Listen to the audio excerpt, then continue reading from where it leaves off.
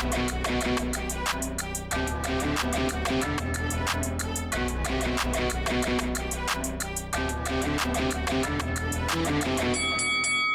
guys, welcome to Boxing Squared for boxing news and views from around the internet.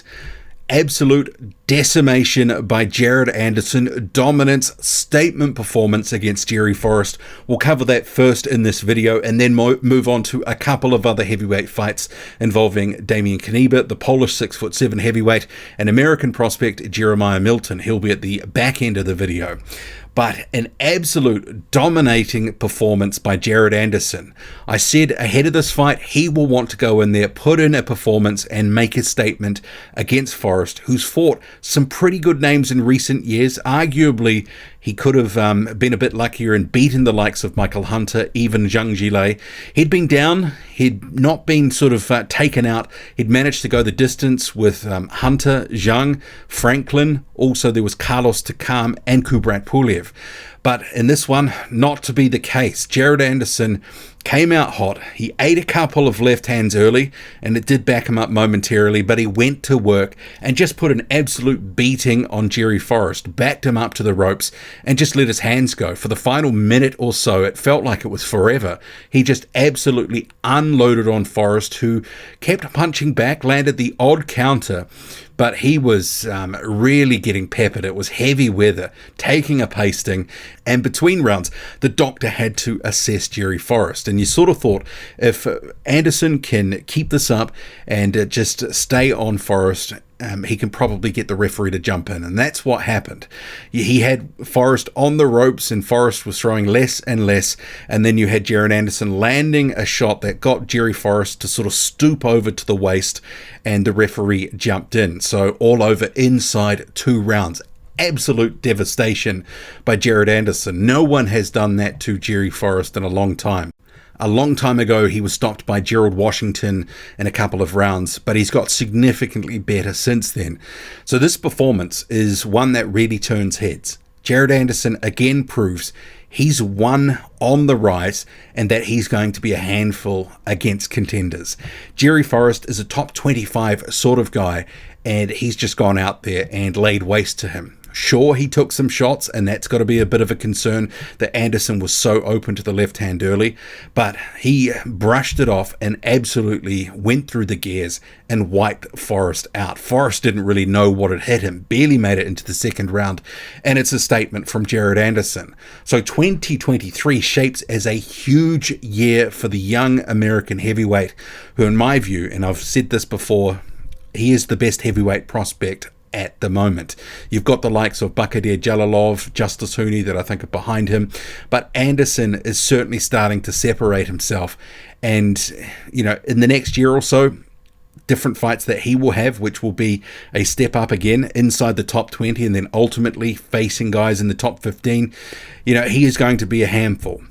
He looks like he's a champion in waiting, but he is going to have to tighten up on that defense. He was getting caught with those left hands from Forrest early, but overall, it's hard to nitpick. Over 100 punches thrown in the first round, 39 power punches landed. Impressive performance, and Jared Anderson gets Forrest out of there, does him dirty like that, and moves on. So yeah, impressive performance. So what next for Jerry Forrest? Well, that's unclear. I'm sure he will continue to basically trade on the sort of reputation that he's built in recent years, but he's probably going to need a tune-up or two on the way back after that performance. Jared Anderson, 13-0 now, utter devastation. I guess there's not too much more to say. And undoubtedly a big 2023 ahead. On to the other heavyweight fight that was on the same card. You had the 6'7" Damian Knyba, who was looking for his 10th win in the pro ranks. He was facing journeyman Emilio Salas. And this was all Knyba from the outset. Really was troubled, and it was all over inside a couple of rounds. A dominant second round for Knyba, who basically threw the right hand at will, right uppercut as well, hitting the target, and ultimately you had the corner instructing the doctor to get up on the ring apron, and it was waved off. Salas taking a pasting. I mean, hard to take too much from this. I know some people might have looked at that and gone, that's impressive. But the thing is, the caliber of the opponent was such that, it's really hard to take too much from it. At this stage, Knyba needs some guys that have got a little bit of resistance, that can take him rounds. He's already had a few fights earlier in his career that covered here on the channel that was certainly a bit suspicious and a bit fishy, with guys taking dives. These were fights in Poland, but Knyba is now fighting and training in the United States. He's had a few fights here, in the US now. So a case of Knyba needs incremental step-ups to actually give him something meaningful in the ring. Just padding out the record now at this point with low-level opposition probably doesn't do too much for him. But there's a lot to like about him. He's clearly still developing at 26 years old. He's got an 86-inch reach, yes, 86 inches, and 6'7". So there's not a lot of tall timber like him around in the division. So if he can actually develop and turn into something, it's going to be interesting when he does step up how he goes. So it's kind of a bit of a watching brief on him.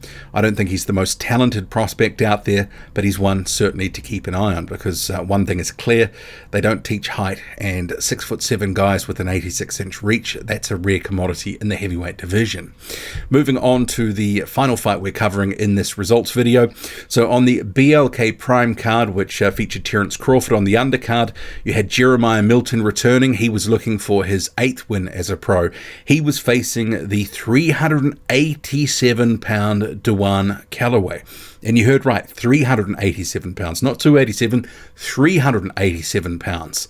This was a 6-rounder. It goes the full distance, and I think there's a couple of things with this fight which there was good and bad for Milton.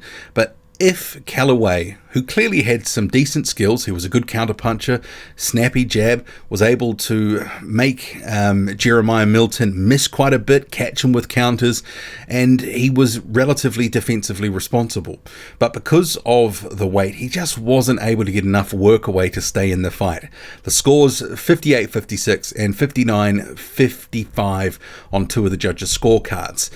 He had a pretty solid first opening round. I think it was round 5 as well. He caught Milton with some shots, and he was pot-shotting Milton with some counters throughout and some decent jabs.